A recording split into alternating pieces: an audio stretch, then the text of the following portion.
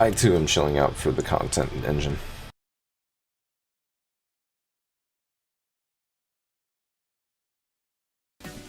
Alright, so the intro aside, I genuinely do enjoy playing MirageGaogamon. I've had the deck planned out for the profile for a minute now, even before the Nationals when it just took. And everybody in the mama started making videos and everything else on it. Anyways, it's a super fun deck still. It still does what it wants to do, but now it's got quicker ways to get there and a little bit more support. Alright, so to kick it off, we've switched out the Bukamon for the updated profile and the update on the deck to the Bukamon from BT14. Just if you have more sources than any of your opponent's Digimon, you've got jamming. So that helps with a whole lot just to get those checks through safer, and being able to actually cut down on a few things. Speaking of which, to kick off our level 3s, we're only playing 3 of the EX4 Gaomon with the on play both players draw a card, and then the inheritable. When effect adds a card to your opponent's hand, gain a memory. Just 3 of them. We are playing 4 of the BT11 Searcher Gaomon. On play, flip 3 cards, add a blue tamer and a Galga to hand. With the inheritable, when attacking, if you have a tamer in play, return one of your opponent's level 3 Digimon to its center's hand. And the reason we're only running 3 of the EX4 is because we're trying out 4 of the new BT14 Gomamon. Start of your main phase, trash any 1 Digivolution card of one of your opponent's Digimon. This Digimon can't be blocked for the turn, so it helps set up for the egg to give the jamming. Gets around blockers. Doesn't get around redirects, but it does get around blockers. And then, if the stack would be deleted while that's still a source, you get to play out a Gomamon. So he's just kind of hard to get rid of. Right. Now going into level 4s, it's still a deck with tamers. So we've got our 1 hybrid for game. Realistically, that can be anyone, but Bukamon is probably the better one to go with because of the strip sources. And then 1 BT11 Gaogamon. When attacking, once per turn, if your opponent has 8 or more cards in hand, gain memory. And then the inheritable. When attacking once per turn, if you have a tamer in play, return one of your opponent's level 3s. It just clears low levels, but it's pretty much just there for climbing. Then playing 3 of the EX4 Gaogamon still. When Digivolving, return one of your opponent's level 3 Digimon to its owner's hand, so more bouncing effects. And then gain a memory when something is added to your opponent's hand with the inheritable.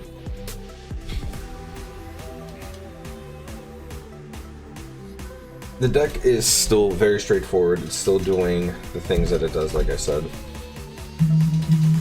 But to round off our level 4s, we have the BT13 Gaogamon, just when Digivolving, play a Thomas. Thomas is very important for the deck, so playing it out for free, might as well max out on it. And then, if your opponent has 8 or more cards in hand, gain 1000 DP.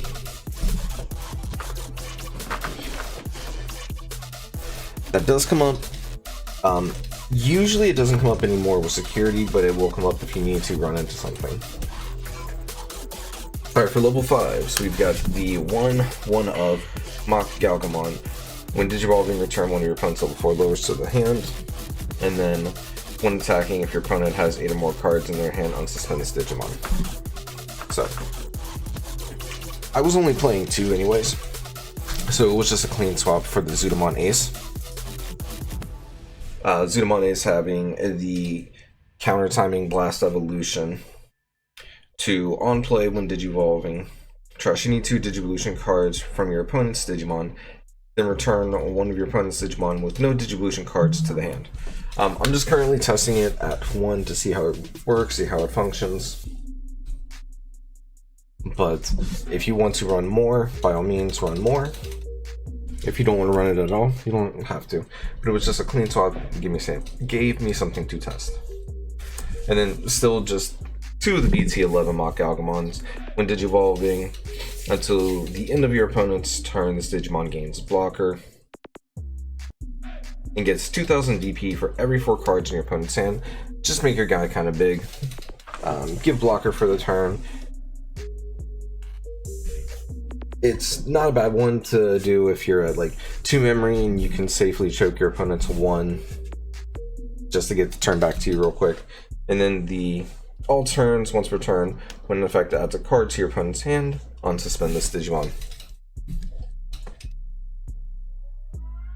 All of our level 5s, including our 4 of BT13 MirageGaogamon, with its when attacking if your opponent has 8 or more cards in hand, for the turn, this Digimon's attack target can't be switched. Nothing really to say about that. It's just one that you can essentially use safely in a game if there's a bunch of redirectors, since the attack target can't be switched. And then it's another way for the all turns when a card is added to unsuspend. Every one of the level 5s is going to unsuspend the stack, other than the Zudomon. But getting into the level 6s, only playing one of the BT13 Evade and MirageGaogamon. It has the Bounce a Tamer, and then you get to play a Tamer when something is bounced. Well, to be specific, you get to play a Thomas. But for this deck, that's the only Tamer being played anymore. And then the full set of the BT11 MirageGaogamon. Since it's the main one you want to be going into, it's definitely the one that you want to see out of F4. When digivolving, return one of your opponent's level 5 or lower to the hand. If they don't have a level 5 or lower out, they take the top card security, add it to hand, which triggers the all turns to gain the memory, keeping turn, or extending plays. And then the 3 of MirageGaogamon Burst Mode, game ender, pretty much. Blast Evolve with the Thomas. When digivolving, return one of your opponent's Digimon to the hand. Then gain 1 memory for every 4 cards in your opponent's hand, much like the MirageGaogamon from BT11 already does. But just more ways to gain memory and continue turn. And then you, when attacking, if your opponent has 9 or more cards in hand, you can send one of them to the bottom without looking. Because I know that there's still people that think that you get to look. It's unsuspend. Which works really great with that unsuspending. As we go into the Tamers, we're playing 3 Thomas and 3 Thomas. So we've got the BT4 Thomas to on-play trigger draw a card, some more hand economy, and then if your opponent has 8 or more cards in hand, you may suspend the Tamer to unsuspend one of your Digimon with Gao in its name. So it's just the more unsuspending, the more comboing. And then Thomas from BT13. It's the memory setter one. When you swing, you can make each player draw a card, which can start triggering off all your abilities to unsuspend, to bounce things, to gain memory. Okay, and to round off the rest of the deck, playing as the options 2 Full Moon Meteor Impact. 8 cost, that's big. Return one of your opponent's Digimon to the hand, then gain 1 memory for every 4 cards in your opponent's hand. So you do get a little bit of the resourcing back. But it's got the security, return one of your opponent's Digimon to the hand. You don't gain any memory on that, but it can be disruption, which is incredibly important with cards like Fenry running around. Where if they check that in security, you can just go, cool, it's my back to my turn. And then 2 blue memory boost. It's a blue memory boost, nothing really to say about it. Flip 4 cards, add 1 blue Digimon to the hand, and then you have on a later turn the delay to gain 2 memory. Straightforward, but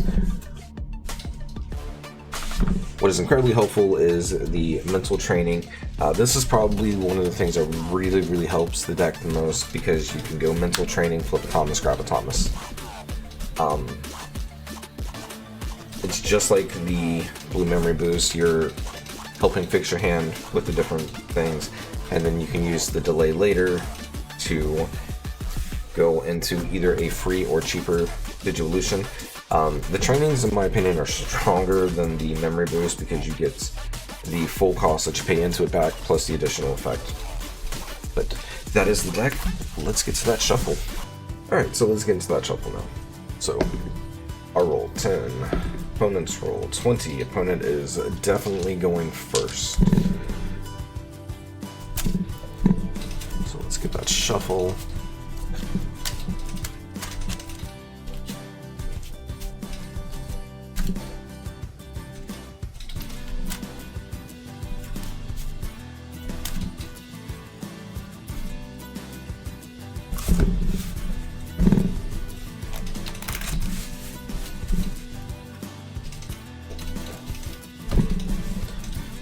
Shuffle. Cut. Alright, now let's see. Would this be a mulligan hand or a keep hand? Zudo Ace, Thomas. Zudo Ace, Memory Setter, Thomas, MirageGaogamon, Mock Galga. Yeah, this is definitely a mulligan hand. I'm not even gonna bother going through the process, because our security would then be Goma, Mem Boost, Mental Training 1, 2, 3, Mental Training 4, Mock, with our draw being a Galga. Any deck, even one that is really good and has favorable matchups or neutral matchups with pretty much the entire meta, is subject to bricking.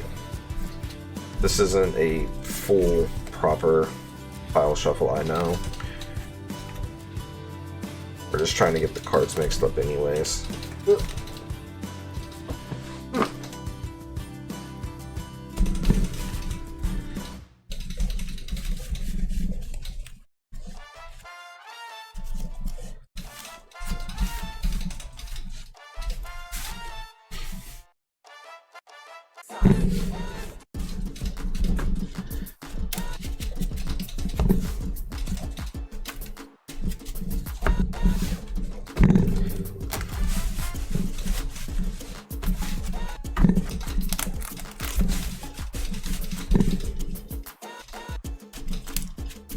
And hopefully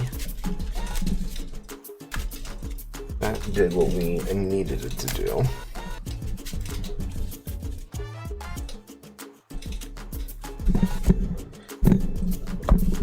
Alright, so our mulligan then would be 1, 2, 3, 4, 5. It is better. We got Gomamon, Blue Memory Boost, Mock Galga, and Mirage. We actually opened a full line plus an extra, so that's cool. 1, 2, 3, 4, and 5. And that security in this case would be first checking Mirage, a Thomas, a Mental, a Galga, and then another Mental at the very end. But we keep this. Let's say that our opponent's doing the new typical. They put us to 2. Evolve in the back. Hatch evolve, or hatch evolve Wisdom Training. So we draw a card for turn. We've got another Galma. We go Bukamon. Take our Gomamon, we evolve. Draw into a full moon meteor impact. That may come up, but we can do a little bit of choking to 1, flip 1, flip 2, 3, flip 4. It's a lot of level 5s and a level 4. So then it comes down to which one of these is going to be the best. And that is probably going to be, we already have 2 different Gaogamon in hand, including the one that plays out of Thomas if we draw one. So why not just take a better attacking Mock Galga? So it's our opponents go at 1. And they do their thing. Let's assume that they just pass us back to 2. So we draw, we've got the Thomas. Cool. Now we can promote out.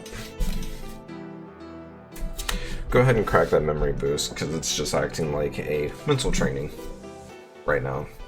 As we Digivolve, or 2. The Gomamon, which would have stripped the source if there was anything out, and so that this could not be blocked. Don't forget your effects, but anyways, we Digivolve, we draw. There's the burst mode. We play our Mem set of Thomas, so now we're pretty good. We've got jamming, assuming. So we've got a couple different things we can do then. We can take a safe poke. Okay, we'll poke for the 1, or we can go ahead and evolve here. The better one to do would probably be take the safe poke, and then instead of going into that MirageGaogamon that we took off the Mem boost, we go into the MirageGaogamon that's got blocker and is going to gain the DP, hopefully being able to protect itself with that threshold.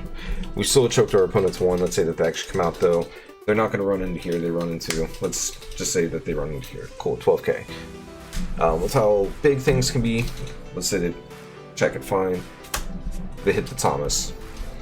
So if they don't remove this, we've got full combo game that we can do next turn. Essentially. So let's say that they don't, we go to 3. We draw. We got a Gomamon. Let's see if we can hatch and draw. There's a Thomas. Oh, I'm just remembering. I'm sorry, it doesn't change anything, but remember your triggers. When this Thomas comes out, we draw a card. It doesn't change the scenario. We are trying to dig for the 1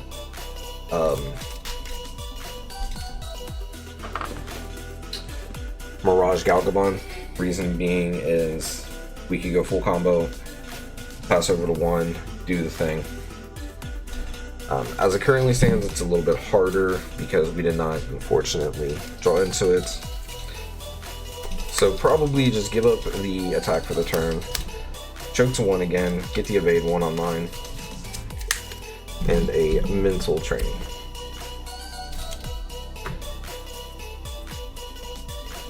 So at this point, we've got a pretty good and safe stack. A lot of things in the format add cards in hand, so we potentially have 2 safe evades. Let's say that our opponent's not able to kill us, but they clear the entire stack. Cool. We've got the mental trainings all set up now. We get passed back over to 3, no cards in security. Promote out our Gomamon, strip a source, can't be blocked. So then the only thing to do in this scenario would just be go to swinging. So we would swing the Mirage,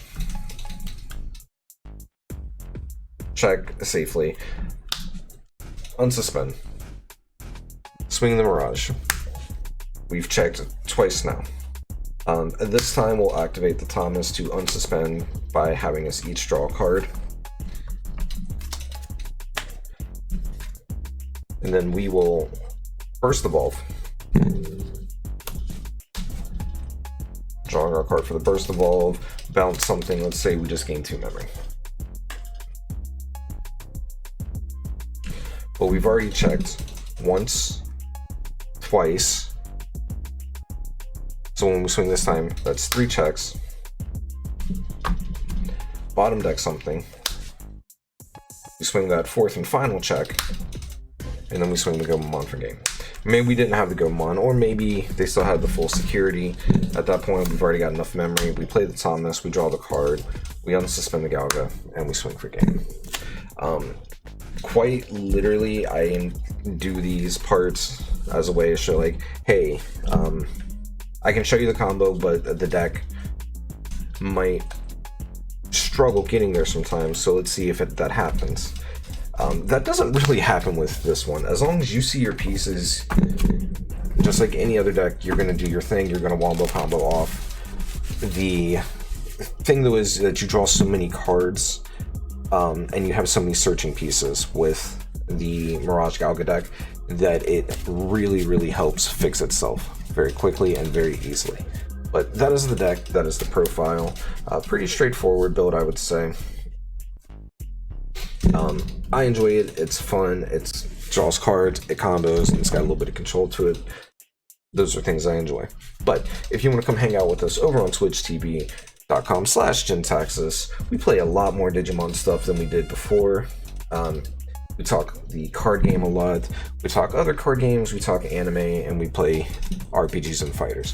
If you enjoy the content, please leave a like if you made it this far. Leave a dislike if you think it deserves a dislike. Leave a comment either way on where I can improve on what was good. Subscribe if you're feeling it. Take care.